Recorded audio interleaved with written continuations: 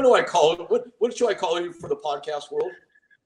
Well, call me Doc or LG because I own those two and they own Luke. So it's just such a different feeling to have kind of the handcuffs off and people supporting your outside endeavors as opposed to telling you that you can't do things. So that's been very, very cool. This is the truth. And I mean, yes, it's a scary thing to talk about, but when you know, for me, from years of football, college football, and pro wrestling for almost 20 years, there's a lot of times I've been hit in the head, and there's been a lot of nights out. A lot of that shit's lost and gone. Guys will come up to me that I haven't seen in 10 years and go, remember that night in Boston and you did this and you pissed in the pot? And I go, nope. And I really don't. I'm not saying I didn't do it, but I don't remember the shit. I know Bob, when I was in New Japan, a lot of the stuff he was still coming in and out for, he was staying in the Tokyo Dome Hotel, and there was a point where, you know, I was in Japan about 35 weeks a year. So basically I called the Tokyo Dome Hotel my apartment.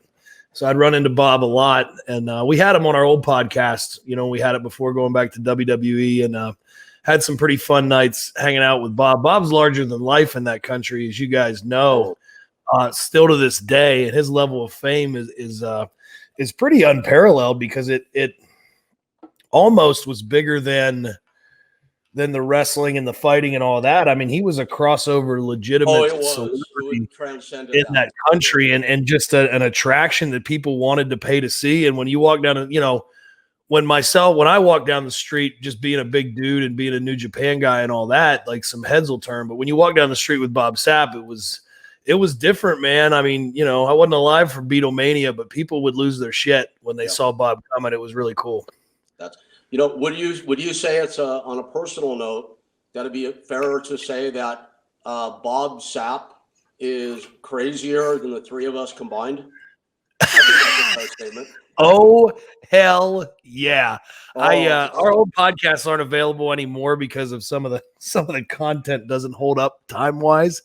But I remember having Bob on there one night, and Carl and I were, I don't know, 15 beers deep, and Bob comes in to do the interview, and we're trying to be, you know, for us, some semblance of professional. And usually we're bad about talking over people, and we want to tell our own bullshit stories and all this.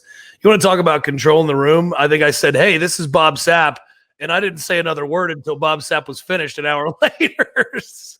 Oh, man. You know, don't take this wrong, because I love Bob, but he is nuttier. He is nuttier than the day is long, man. And yeah, I've got something. You want to hear a Bob Sapp story that will make both of you sick? It's kind of a business. Well, it's a business story. It's not that exciting, but I'm going to tell you guys this. I don't think I've ever publicly spoken about this before, but I was representing Bob to go into WWE. It was very close. I don't know if you've ever heard that or not. I don't know this story. Yeah. Dude, it was at the height of his fame in Japan.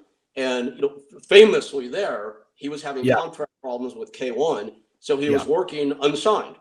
And we went back and forth with WWE for half a freaking year, if you can imagine that. Vince was like salivating. You know, he's a Vince type guy, especially in that era. Oh, yeah, totally. Bob made this negotiation more difficult than, I mean, it's like you'd have to try to make it that difficult and multiply it by 10 to even get an idea of how this thing went down. And WWE, you know how they are. You don't mess with them too much in the negotiation. You know how that goes. They Yeah, they're really finicky about agents and all that kind of stuff. Yeah. They kept capitulating and opening the door and making concessions that you wouldn't even begin to imagine. At the end of the day, Bob screwed the deal up. But I'm going to throw this out to you, and you won't believe it, but I'm going to ask you or tell you anyway. What do you think the guarantee was on his 2-year deal that was in front of him? I mean, I'm sure the downside had to be $1 million or bigger for the downside guarantee. But I know the Brock Lesnar number, so I'd say north of $1 million.